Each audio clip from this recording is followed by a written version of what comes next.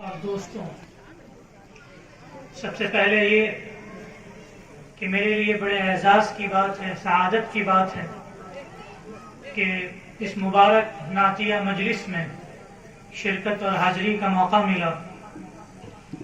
جو مجلس حقیقت میں سرور کائنات آقا نامدار محمد عربی صلی اللہ علیہ وسلم کی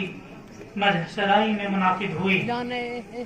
ابھی آپ شعراء کو سن رہے تھے، اور حقیقت تو یہ ہے کہ جب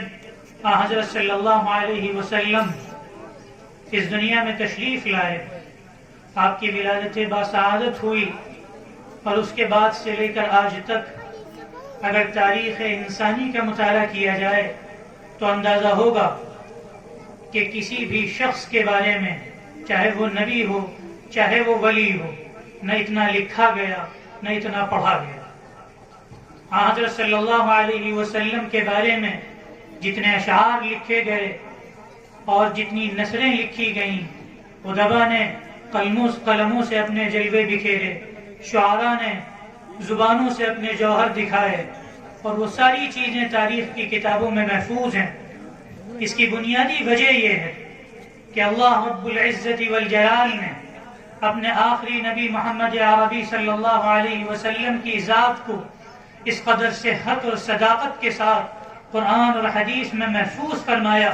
کہ تاریخ انسانی کا اگر مطالعہ کیا جائے تو کسی نبی کی ذات کو یا کسی ولی کی ذات کو اتنی تفصیل کے ساتھ اور اس صحت اور صداقت کے ساتھ اور آتھینسٹی کے ساتھ محفوظ نہیں کیا گیا۔ اور اس کی بنیادی وجہ یہ تھی کہ حضرت صلی اللہ علیہ وسلم جو آخری نبی ہیں، کہ جن کے بعد کسی نبی کو نہیں آنا، کہ جن کے بعد کسی شریعت کو نہیں اترنا، کہ جن کے بعد کسی آسمانی کتاب کو نازل نہیں ہونا، آپ کی ذات حقیقت میں پوری کائنات کے لیے اسوہ حسنہ کی حیثیت رکھتی ہے۔ اور اللہ تعالیٰ نے اسی لیے آپ کی زندگی کے ایک ایک پہلو کو اور آپ کی زندگی کے ایک ایک لمحے کو محفوظ فرمایا، اور قرآن مجید میں آپ کے اخلاق کی گواہی دی، قرآن مجید میں آپ کی صداقت کی قسمیں کھائیں، قرآن مجید میں اللہ تعالیٰ نے حضرت صلی اللہ علیہ وسلم کی تعلیمات کو محفوظ فرمایا، اور پھر حضرت صلی اللہ علیہ وسلم کی زندگی کو جس طرح محفوظ کیا تو آج آپ کے اور ہمارے سامنے آیا اور بیان۔ میرے بھائیوں، آپ صلی اللہ علیہ وسلم سے محبت کے بہت تقاضے ہوتے ہیں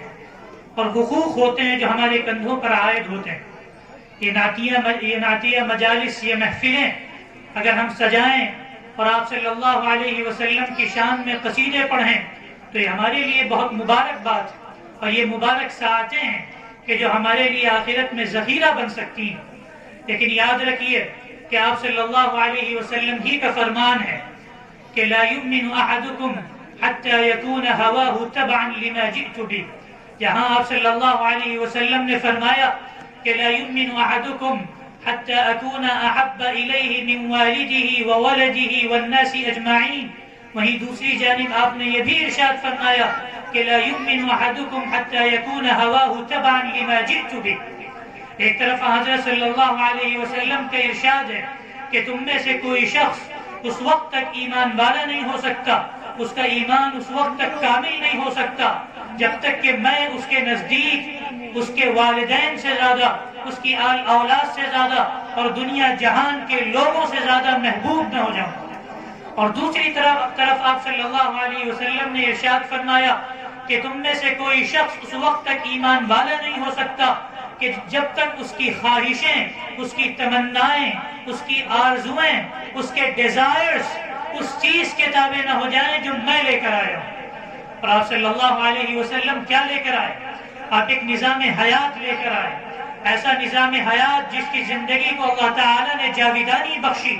جو آپ صلی اللہ علیہ وسلم سے لے کر قیامت تک کے لیے ہمارے لیے نمونہ حیات ہے، رول ماڈل ہے۔ قرآن مجید میں اللہ تعالیٰ نے فرمایا اعوذ باللہ من الشیطان الرجیم بسم اللہ الرحمن الرحیم لقد كان لكم في رسول الله أسوة حسنة لمن كان يرجو الله واليوم الآخر وذكر الله كثيرا، کہ تمہارے لیے اللہ کے رسول صلی اللہ علیہ وسلم کی ذات میں ایک بہترین اسوہ ہے، ایک رول ماڈل ہیں. آپ صلی اللہ علیہ وسلم کی ذات کو اللہ تعالیٰ نے ہمارے لیے آئیڈیل بنایا ہے. اگر ہم نعتیں پڑھ کر، آپ کے قصیدے گنگنا کر، یہ چند اشعار گنگنا کر یہ سمجھتے ہیں کہ حق ادا ہو گیا تو یہ حماقت کی بات ہے. آپ صلی اللہ علیہ وسلم کا حق چند قصیدے پڑھ کر یہ گنگنا کر نہیں ادا ہو سکتا. آپ صلی اللہ علیہ وسلم جو میں نے حدیث پڑھی اس میں واضح ارشاد فرماتے ہیں کہ تم میں سے کوئی شخص چاہے وہ عالم ہو، چاہے وہ عامی ہو، چاہے وہ انجینئر ہو، چاہے وہ ڈاکٹر ہو، چاہے وہ فزیشین ہو، چاہے وہ کیمسٹرین ہو، چاہے وہ ہسٹورین ہو، زندگی کے جس شعبے سے اس کا تعلق ہو، وہ ایمان والا نہیں ہو سکتا جب تک کہ اس کی خواہشیں، اس کی تمنائیں، اس کے ڈیزائرز میری شریعت کے تابع ہو کر نہ رہ جائے. کہیں اگر تصادم ہوتا ہے ہماری خواہشات کا حضرت صلی اللہ علیہ وسلم کی تعلیمات سے، تو ہم اپنی خواہشات کو،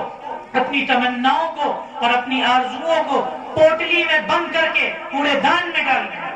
جب تک کہ ہمارے دل میں یہ احساس نہیں پیدا ہوتا اور یہ جذبہ نہیں پیدا ہوتا تو یاد رکھیے محض یہ محفلیں اور یہ مجلسیں ناکافی ہیں. یہاں ہم حضرت صلی اللہ علیہ وسلم کے قصیدے بھی سنیں اور نعتیں بھی سنیں، حمد باری تعالیٰ بھی سنیں، اور اس کے بعد پھر اسی طرح زندگیوں کی طرف لوٹ جائیں، نہ ہمارے دل کے اندر کوئی احساس پیدا ہو اور نہ غیروں کے سامنے اسلام کو محسوس کرانے کا کوئی جذبہ پیدا ہو، اسلام کے پیغام کو اپنی عملی زندگی سے پھیلانے کا کوئی احساس پیدا ہو. تو حقیقت میں ہمیں غور کرنے کی ضرورت ہے کہ ہمارا نوجوان کس طرف جا رہا ہے. میرے بھائیوں، آپ صلی اللہ علیہ وسلم کی ذات ہمارے لیے سب سے بڑھ کر رول ماڈل ہے. ہمارے نوجوان آج بڑے علمیے کی بات ہے اور دکھ اور افسوس کا مقام ہے کہ دنیا کے مختلف لوگوں کو، ایسے لوگوں کو جن کو